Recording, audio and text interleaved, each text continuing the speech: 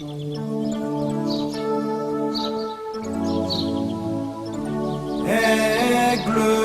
Jéhovah, l'encre de ma vie.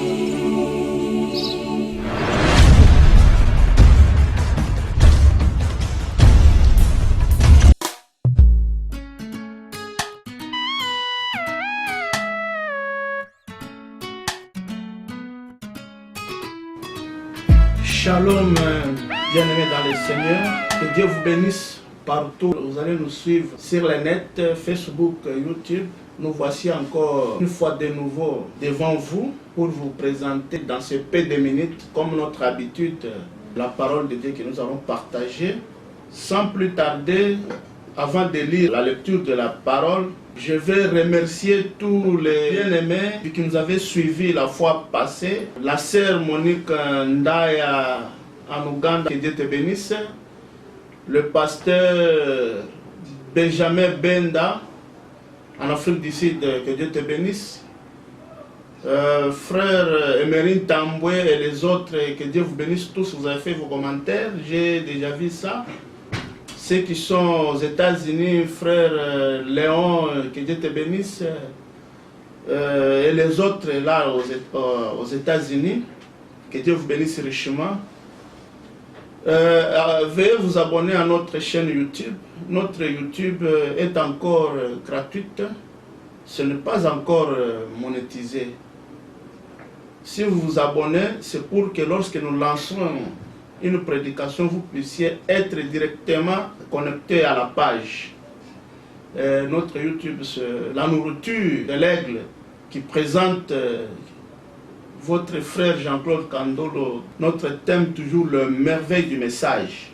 Nous allons prendre notre texte de ce soir dans 2 Timothée au chapitre 3. Rappelle-toi bien ceci, dans les derniers temps, il y aura des jours difficiles. En effet, les hommes seront égoïstes, amis de l'argent, vantards et orgueilleux. Ils feront insulter à Dieu et seront rebelles à leurs parents. Ils seront ingrats et sans respect pour ce qui est saint. Ils feront dur, sans pitié, calomniateurs, violents, cruels et ennemis du bien.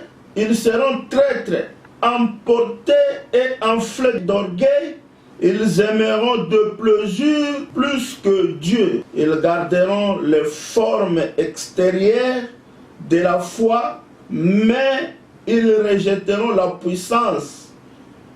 Détourne-toi de ces gens-là. Certains d'eux s'introduisent dans les maisons et soumettent à leur influence de faibles femmes. Je peux m'arrêter par là. La Bible que j'ai, c'est une nouvelle traduction Alliance biblique universelle. C'est pourquoi vous voyez que des mots que nous avons dans la version Louis II, c'est un peu différent. Sans pour tarder, nous avons lu dans 2 Timothée, parce que nous sommes tout d'abord toujours au temps de la fin. Comme on avait lu dans Daniel, on avait lu Apocalypse, et ces versets bibliques nous témoignent, nous montrent réellement et juste que nous sommes au temps de la fin. Parce qu'au temps de la fin, il y a des secrets qui sont cachés. Il fallait un prophète au temps de la fin pour révéler ces choses. Avant que nous puissions arriver à ces versets-là, je voulais vous demander, vous qui avez soif de Jésus-Christ. Parce que pour croire Jésus-Christ, pour croire la parole, il faut avoir tout d'abord soif. Si vous avez la soif, donc vous êtes déjà béni. Il faut chercher Jésus-Christ de tout votre cœur. Parce que la vie éternelle, personne ne montera au ciel à la place d'une autre personne. Ça sera individuellement, ça sera personnel, toi-même avec ton Dieu. Je vais vous demander de demander à ceux qui vous conduisent, pasteurs, évêques, docteurs, vous qui sont dans les dénominations, vous ne croyez pas à ces messages, qu'ils vous expliquent Daniel 12, ces choses-là qu'on avait dit à Daniel, tiens secret ces choses. jusqu'au temps de la fin. Ces choses sont déjà arrivées ou bien c'est à venir. Nous entendons encore ces choses-là. Il faut demander qu'il puisse vous expliquer tout ça pour que vous puissiez avoir soif de chercher Jésus-Christ.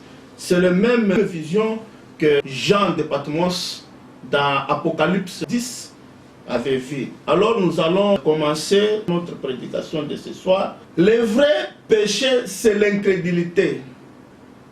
Parce que si vous refusez de croire le prophète William Branham, c'est ça le début du péché.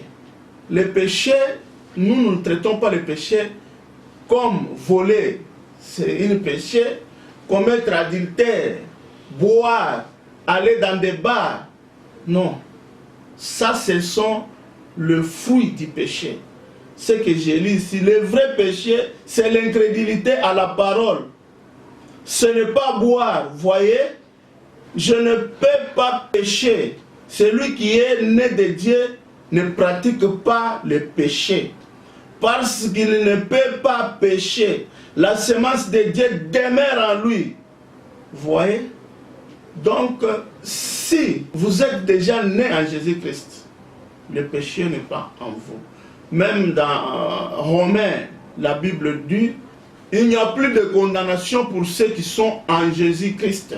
C'est comme le frère Branham nous raconte l'histoire d'un aiglon. Il y avait l'aigle qui avait perdu un œuf.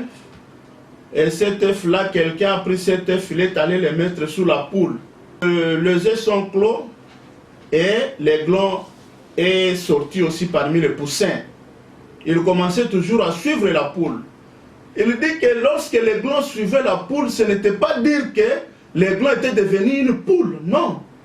L'aiglon était toujours aigle dès sa naissance. C'est comme vous, vous êtes déjà chrétien. Quel que soit l'état où vous êtes un chrétien. Lorsque vous avez vous rencontré avec la véritable évangile de Jésus-Christ, votre vie va changer. Parce que c'est la parole qui change. Si vous croyez en Jésus-Christ, votre vie va changer. Votre maladie va partir. Votre difficulté sera changée en bonheur. Parce que Jésus-Christ est notre bonheur. Il n'y a plus de condamnation pour ceux qui sont en Christ. Lorsque nous partons à l'église, ce n'est pas dire que nous sommes déjà meilleurs. Nous partons à l'église pour que la parole puisse nous changer. Pour que nous puissions suivre ce que la parole nous dit. C'est pourquoi nous ne partons pas à l'église comme une formalité. Non. Nous partons à l'église pour s'exposer à la parole. Pour que la parole puisse nous changer. Parce que c'est la parole qui a la capacité d'enlever tout ce qui n'est pas conforme à la parole. Vous voyez, j'étais quelque part, il y a eu beaucoup d'années. C'était dans une deuil quelque part. J'avais vu, il y a une habitude des femmes qui portent des lunettes, de gros lunettes noires pendant des deuils. Je m'étais rappelé d'une vision que le prophète avait vue. Je vais lire ça après. 1 Corinthiens au chapitre 3, verset 10. Aujourd'hui, je vous lis que tous les versets bibliques que je vais donner, vous puissiez aller demander à vos pasteurs, vos conducteurs, pour qu'ils puissent vous donner éclaircissement. Ou bien c'est Branham qui est prophète, ou bien Branham n'est pas prophète. Qu'il puisse vous expliquer ces versets bibliques. Parce que c'est ça la base de notre évangile, c'est ça la base du message. Le message n'est pas hors la Bible, le message est biblique. Comme j'avais donné la fois passée, Apocalypse 10, Daniel 12, les sceaux, les secrets qui devaient être révélés au temps du soir. J'avais donné acte 2 pour que ce temps de réfléchissement de toutes choses qui devrait venir rétablir avant que Jésus-Christ puisse venir prendre son épouse. Et la Bible détermine bien qu'avant que le ciel puisse relâcher Jésus-Christ, il fallait un temps de rétablissement de toutes choses. Même Matthieu 17, 11, il dit, il est vrai qu'Élie doit venir et rétablir toutes choses. Il faut demander. Si vous avez la soif d'être sauvé, vous êtes en train de gémisser là où vous êtes, vous cherchez la vérité, il fallait demander ces versets bibliques. C'est ça la fondation de notre croyance. Marc 9, 12. Jésus-Christ leur répondit, Élie viendra premièrement. Vous voyez, Élie viendra premièrement. Notre première séance, je pense que j'avais parlé de Malachie 4. Malachie 4, c'est William Branham. Élie, Jean-Baptiste, lui on parle de Jean-Baptiste dans Malachie 3. Il ne faut pas avoir la confusion là-bas. Alors les apôtres se réunissent, demandaient à Seigneur, et c'est tant que tu rétabliras le royaume d'Israël. Les apôtres savaient déjà qu'il y aura un temps de rétablissement de toutes choses. Élie devrait venir. Il y a des fondations dans la Bible. Ici. Dans la Bible, il y a la fondation. Élie doit venir. Tous les anciens prophètes savaient notre temps où nous vivons. Et ils voulaient savoir, connaître qu'est-ce qui se passerait au temps de l'histoire. C'est pourquoi nous qui connaissons le temps où nous vivons, nous sommes un peuple que Dieu a privilégié. Ce message, c'est comme une lettre d'amour que l'époux a écrit à son épouse.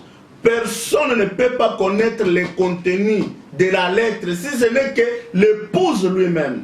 C'est ça le message de William Branham. Je vous parle de ces choses pour que si vous avez quelque chose de Dieu, si vous êtes un aiglon, lorsque vous entendrez le cri de la mère aigle, ça va vous faire sortir là où vous êtes. Parce que ce message nous amène à la vie éternelle. Sur la terre, nous sommes en route vers une cité où Christ lui-même est la lumière.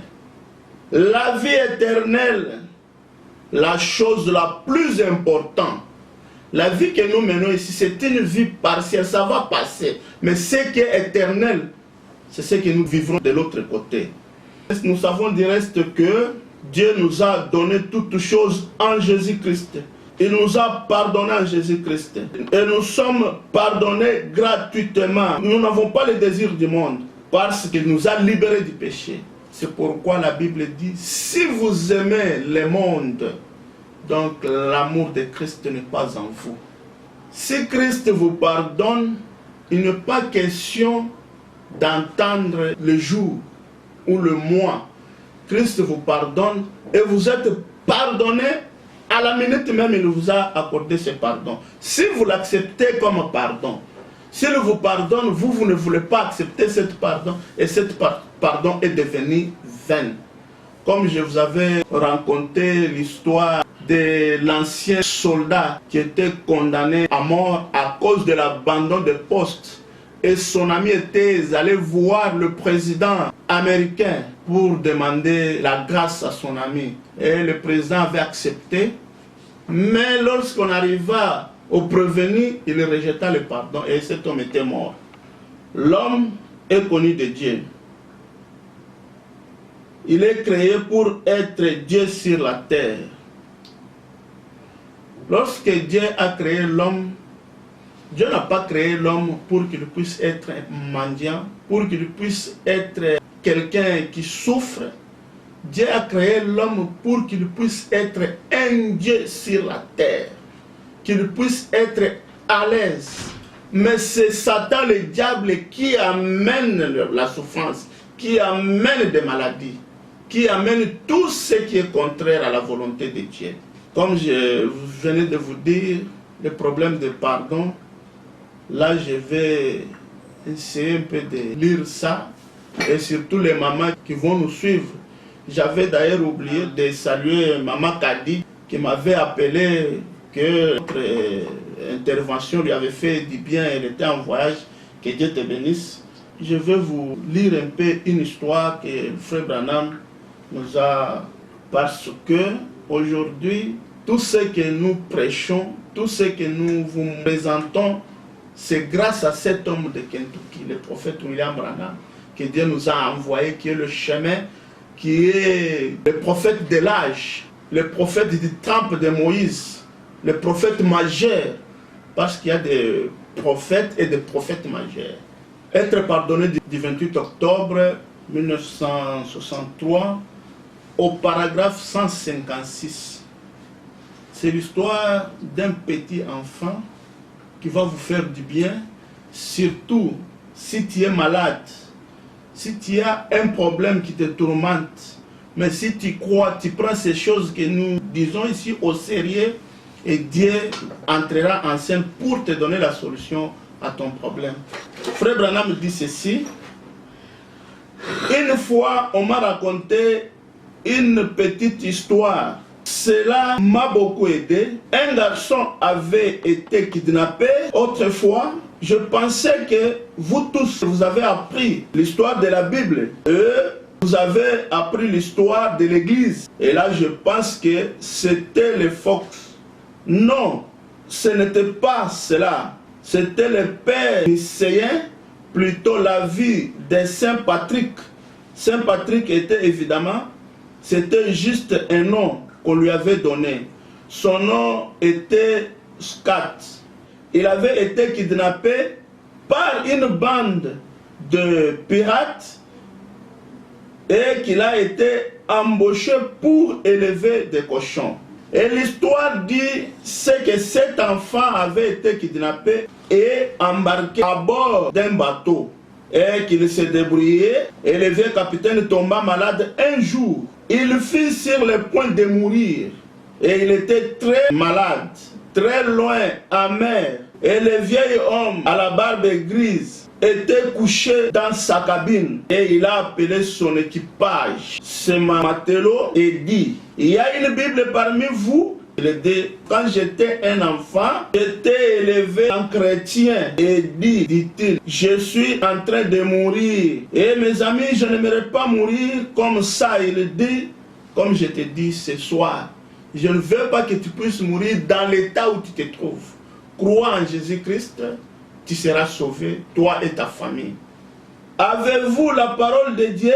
Y a-t-il ici un homme qui a la parole de Dieu? Finalement, la dernière dans le groupe de gens, un petit garçon s'était debout et dit, Monsieur, j'ai une Bible, je suis un chrétien, je l'ai avec moi. Et il dit, approche, fiston, et dit, es-tu sérieux en disant ce que tu as une Bible? Le capitaine là, le vieux papa, ne croyait même pas que ce petit-là disait la vérité, qu'il avait une Bible. Il cherchait la Bible avant qu'il puisse mourir. Nous sommes maintenant au paragraphe 60. Il dit oui.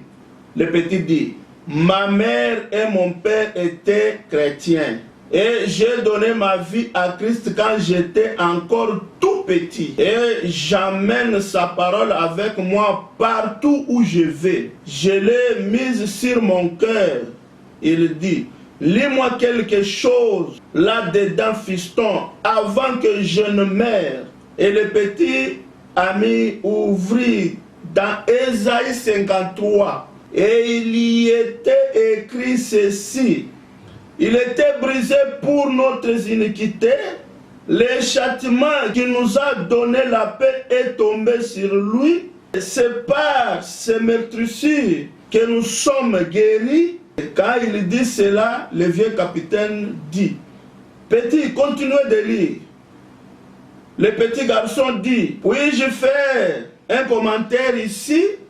Et le vieux capitaine dit au garçon, il dit, vas-y petit. Et il dit, avant que je ne sois arraché à ma mère, qui était une chrétienne, vous savez, elle me lisait beaucoup cette écriture. Savez-vous comment elle la lisait? Et le vieux capitaine dit, non fiston, j'aimerais entendre comment ta mère, une chrétienne, lisait cela. En 66, il dit, voici comment elle lisait. Cela était blessé pour le péché de Wilfrid. Moi je vais te demander, lorsque j'ai lu Ésaïe 53, que tu puisses prendre ton nom, tu mets là-bas, pour que tu puisses aussi avoir ta guérison et la solution à ton problème. Il était brisé pour l'iniquité de Wilfrid. Le châtiment de Wilfrid est tombé sur lui. Et c'est par ces meurtrissures que Wilfrid est guéri. Le vieux capitaine dit, j'aime cela. J'aime cela. Il dit, oh, si seulement mon nom pouvait être lu dedans. Et il dit, penses-tu pouvoir le faire, fiston? Il dit, je vais essayer. Il dit, il était blessé pour le péché de John Carr. Le John Carr, là, c'était le capitaine qui était malade. Les châtiments qui donnaient la paix à John Carr se multiplient que John Carr est guéri. Les larmes coulant sur sa barbe. Il dit, apporte-moi mes habits. Jésus m'a guéri. Je lui donne ma vie. Voyez-vous comment il a reçu sa guérison? Comment il a reçu le pardon? Parce qu'il a cru tout d'abord. Parce qu'il a cru que Jésus-Christ lui a guéri.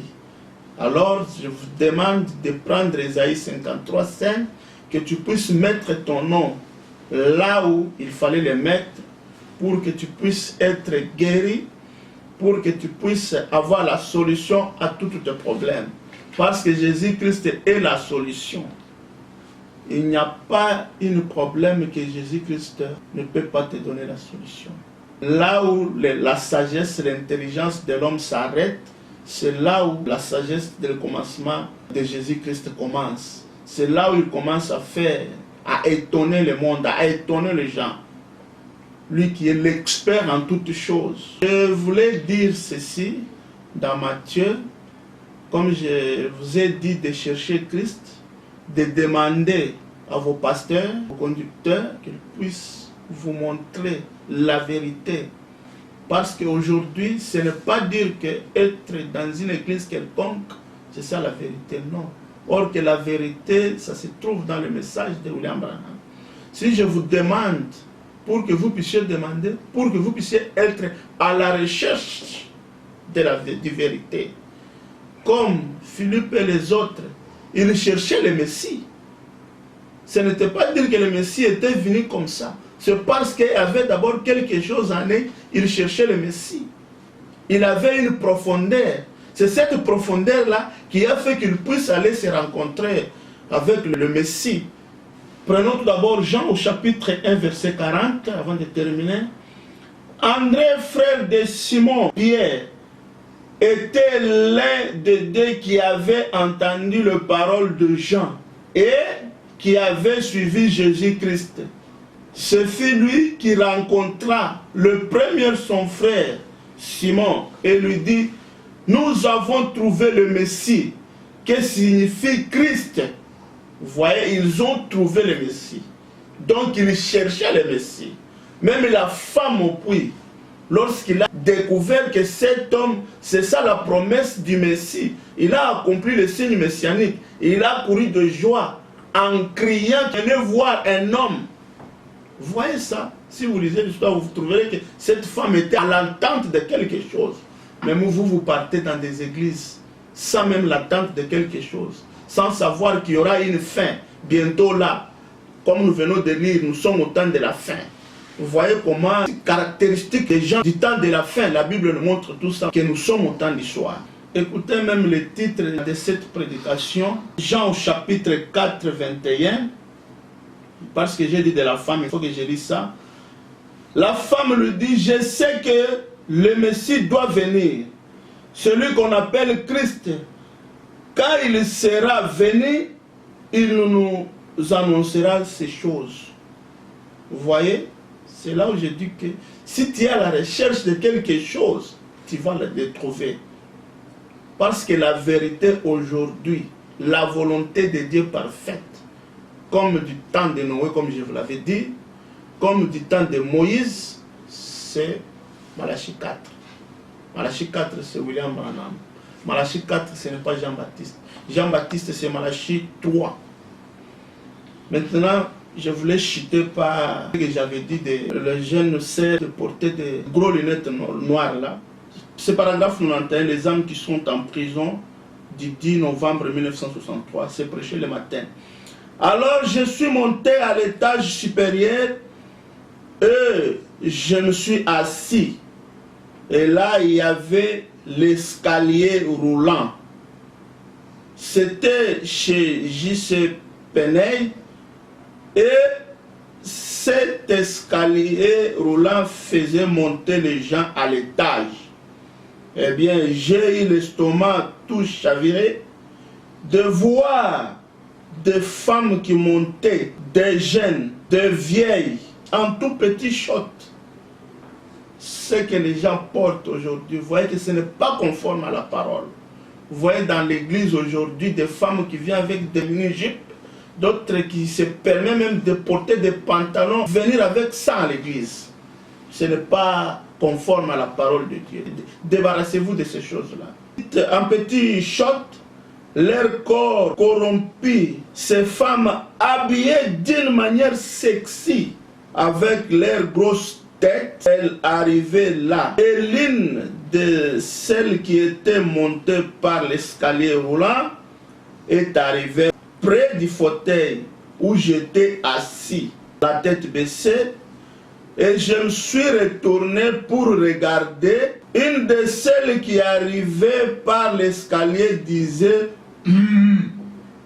Elle parlait espagnol avec une autre femme. C'était une blanche qui parlait avec la femme de langue espagnole. Et quand je regardais, Frère Branham fait claquer ses doigts.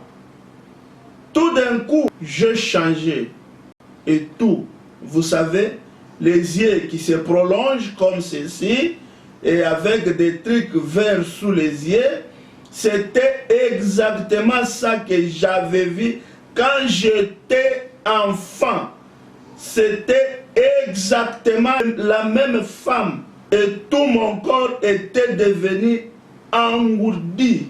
Je me suis mis à regarder autour de moi et il y avait des gens qui marmonnaient, vous savez, en parlant de prix et de différentes choses dans l'édifice. C'était une vision que Frère Branham avait vue. Il était encore tout petit. Comment les femmes se maquillent aujourd'hui, de maquillage au visage, c'est très, très bizarre. Dans des églises, il n'y a plus de reproches. La femme peut venir à n'importe quel habillement, comme le Frère Branham le dit ici. En tout cas, ce que je vous demande, si vous avez cet amour de Christ et vous cherchez Christ de tout votre cœur, vous allez vous débarrasser de toutes ces choses-là. Ce sont des choses qui vont passer. Ce n'est pas éternel. Ce qui est éternel, c'est la vie éternelle. Et ce qui amène la vie éternelle, c'est la parole de Dieu. Et la parole de Dieu aujourd'hui, c'est la parole qui sort dans la bouche d'un prophète. Parce qu'un prophète est la parole et la bouche de Dieu. Un prophète manifeste la volonté de Dieu. Dans cet âge où nous sommes, c'est William Branham qui manifeste la volonté de Dieu. Seigneur Jésus-Christ, notre Dieu, nous te sommes infiniment reconnaissants pour ce petit temps que tu nous as accordé. Nous puissions parler de ta parole, Seigneur. Parce que s'il y a de meilleures choses, c'est parler de ta parole. Lorsque les disciples se réunissaient, ils parlaient des prodiges que tu avais faits.